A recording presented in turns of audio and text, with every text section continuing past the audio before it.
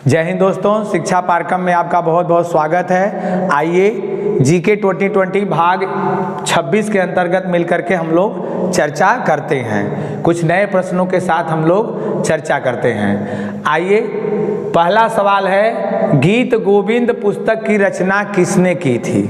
तो गीत गोविंद पुस्तक की रचना जयदेव ने की है। गीत गोविंद पुस्तक की रचना जयदेव। साथ ही ये भी याद रखिए, रास तरंगिणी कल्हड़, रास तरंगिणी कल्हड़, विक्रमांक देवचरित बिल्हड़, इंडिका मेगास्थनीज। इंडिका कौन लिखा है? मेगास्थनीज। ये भी साथ में याद रखिएगा। अगला सवाल, एवियन इन्फ्लुएंजा रोग किसके कारण होता है? तो एवियन इन्फ्लुएंजा रोग होता है H5N1 वायरस के कारण। H5N1 वायरस के कारण होता है एवियन इन्फ्लुएंजा रोग। ये वायरल डिजीज है जो H5N1 वायरस के कारण होता है। आइए आज अगला तीसरा सवाल देखते हैं। MMR का टीका किस बीमारी में दिया जाता है?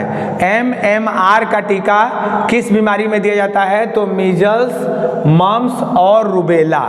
मीजल्स, मम्स और रूबेला बीमारी में दिया जाता है। BCG का पूरा नाम तो बैसिलस कॉमेट गुआरिन। BCG टीके का पूरा नाम क्या है? Bacillus Calmette Guerin. ओके। अगला सवाल, किसकी अधिकता से हृदयाघात होता है? यानी जो हृदय पर अटैक होता है, वो हृदयाघात जो होता है, हार्ट अटैक जिसे कहते हैं, वो शरीर में किसकी अधिकता से होता है? तो वो होता है कोलेस्ट्रॉल की अधिकता से। किसकी अधिकता से होता है? तो कोलेस्ट्रॉल की अधिकता से होता है। कोलेस्ट्रॉल की अधिकता से कौन सा होता है? तो हृदयाघात होता है, हार्ट अटैक होता है। मानव को जब हार्ट अटैक होता है तो यानी उसके शरीर में कोलेस्ट्रॉल की अधिकता हो गई है। ठीक है। अगला सवाल, एथलीट फुट बीमारी किसके कारण होती है? तो एथलीट फुट बीमारी कवक या फंगस के द्वारा होती है। कवक या फंगस के द्वारा एथलीट फुट की बीमारी होती है। अगला सवाल, बादशाह बनने के पूर्व हुमायूं कहाँ का गवर्नर था? तो बादशाह बनने के पूर्व हुमायूं बदख्शां का गवर्नर था। बादशाह बनने के पूर्व हुमायूं कहाँ का गवर्नर था? बदख्शां का गवर्नर था। हुमायूं नामा कौन लिखा है? गुलबदन बेगम। हुमायूं नामा कौन लिखा है? गुलबदन बेगम। अकबर नामा अबुल फजल। अकबर नामा कौन लिखा है? अबुल फजल। और तुजु के बाबरी या बाबर नामा कौन लिखा है? तो स्वयं बाबर ने लिखा है। ठीक है। अगला सवाल, कोलकाता हल्दिया बंदरगाह किस नदी पर है? तो कोलकाता हल्दिया बंदरगाह ये है हुगली नदी पर। कोलकाता हल्दिया बंदरगाह किस नदी पर है? तो हुगली नदी पर। ठीक है। एन्नौर बंदरगाह कहाँ है? तमिलनाडु में।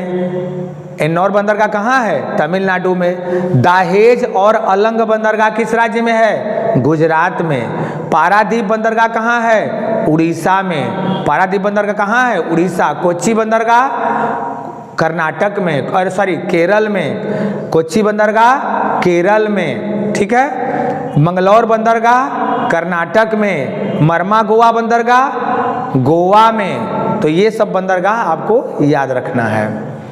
आगे बढ़ते हैं।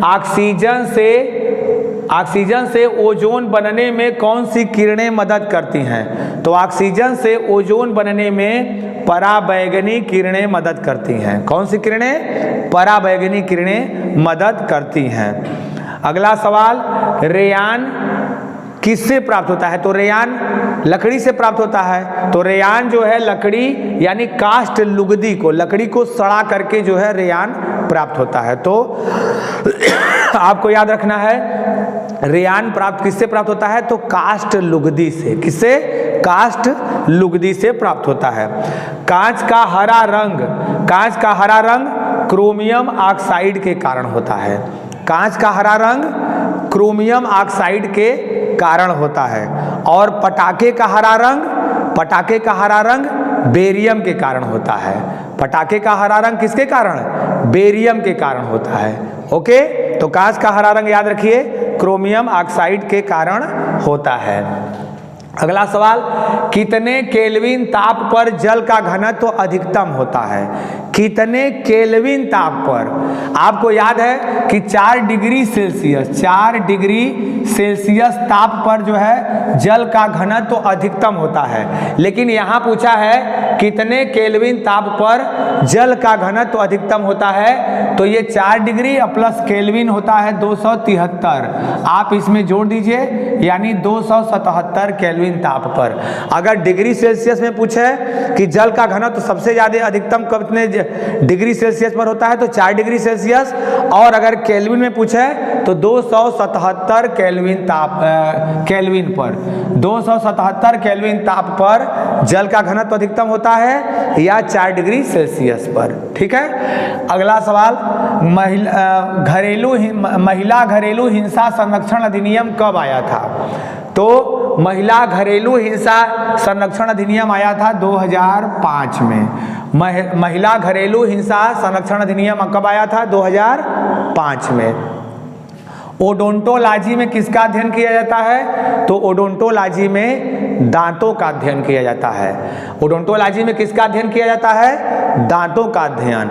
दूध के दांत कितने होते हैं? तो 20। दूध के दांत कितने होते हैं? 20 होते हैं। ठीक है, बांग्लादेश की सबसे लंबी नदी कौन है? तो सुरमा या बराक। याद रखिएगा, सबसे लंबी, तो सुरमा या बराक नदी बांग्लादेश की सबसे लंबी नदी है। ठीक है, अगला सवाल, चेंचूस जनजाति निवास करती है, तो चेंचूस जनजाति कहाँ निवास करती है? तेलंगाना में। चेंचूस जनजाति तेलंगाना में, साथ ही ये आंध्र प्रदेश में भी पाई जाती है। ठीक है, तो चेंचूस जनजाति तेलंगाना में निवास करती है। पवन चक्की, जो पवन चक्कियाँ होती हैं जो बिजली बनाती हैं, वायु से बिजली बनाती हैं, तो पवन चक्की किस ऊर्जा का किस ऊर्जा में रूपांतरण करती हैं? तो पवन चक्की गतिज ऊर्जा का यांत्रिक ऊर्जा में रूपांतरण करती हैं। पवन चक्की गतिज ऊर्जा का यांत्रिक ऊर्जा में रूपांतरण करती हैं। ओके, विद्युत मोटर किसका रूपांतरण करता है? तो विद्युत मोटर विद्युत ऊर्जा का यांत्रिक ऊर्जा में रूपांतरण करता है। ठीक है, लाउड स्पीकर किसका रूपांतरण करता है? तो लाउड स्पीकर विद्युत ऊर्जा का ध्वनि ऊर्जा में रूपांतरण करता है। लाउड स्पीकर किसका करता है? विद्युत ऊर्जा का ध्वनि ऊर्जा में रूपांतरण करता है। ओके, अगला सवाल, भारत में सार्वजनिक क्षेत्र के उपक्रमों के जनक किसे माना जाता है? भारत में सार्वजनिक क्षेत्र के उपक्रमों के जनक माने जाते हैं वी कृष्णमूर्ति। किसे माना जाता है? वी कृष्णमूर्ति को माना जाता है। सार्वजनिक क्षेत्र क्या होता है? तो वैसे उद्योग, वैसी फैक्ट्रियां, वैसे उद्योग धंधे जो सरकार के नियंत्रण में होता है, चाहे केंद्र सरकार हो चाहे राज्य सरकार हो। यानी केंद्र सरकार या राज्य सरकार के नियंत्रण में जो उद्योग धंधे होते हैं उसे सार्वजनिक क्षेत्र कहते हैं। और भारत में सार्वजनिक उपक्रमों के जनक वी कृष्णमूर्ति को माना जाता है, क्योंकि इस सन 1963 में इसी समिति के सिफारिश पर, सन 1963 में इसी वी कृष्णमूर्ति समिति के सिफारिश पर ही सार्वजनिक उपक्रमों पर सरकार का ध्यान गया और अधिक से अधिक सार्वजनिक उपक्रम खोलने की बात की गई थी, सिफारिश की गई थी। ठीक है, तो वी कृष्णमूर्ति। अगला, UNFCCC क्या है? UNFCCC का पूरा नाम क्या है? तो इसका पूरा नाम है United Nations framework convention on climate change.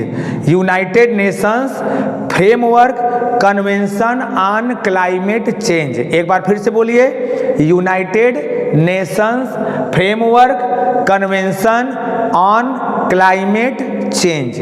Okay, अगला सवाल है, दो न्यूरॉन को जोड़ने की इकाई। दो न्यूरॉन को जोड़ने की इकाई क्या है? सिनेप्स। दो न्यूरॉन जुड़ते हैं किसके माध्यम से?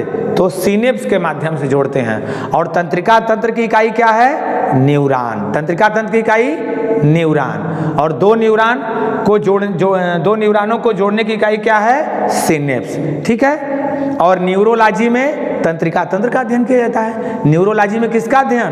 तंत्रिका तंत्र का अध्ययन किया जाता है। हाँ, अब देखते हैं 20वां सवाल।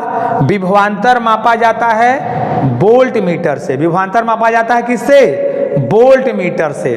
और विद्युत धारा मापा जाता है, विद्युत धारा मापते हैं अमीटर से। विद्युत धारा किससे मापते हैं? एमीटर से। और बहुत कम विद्युत धारा अगर हो, बहुत ही मामूली विद्युत धारा हो, तो वो नापते हैं गैल्वेनोमीटर से। किससे नापते हैं? गैल्वेनोमीटर से। तो मित्रों, जीके 2020 भाग 26 के अंतर्गत कुछ नए प्रश्नों के विषय में हम लोग मिलकर चर्चा करते हैं किए। मैं उम्मीद करता हूं कि आपको ये सारे प्रश्न याद हो गए होंगे। आप जो है इसका स्क्रीनशॉट ले लीजिए। वीडियो देखने के लिए आपका बहुत बहुत धन्यवाद।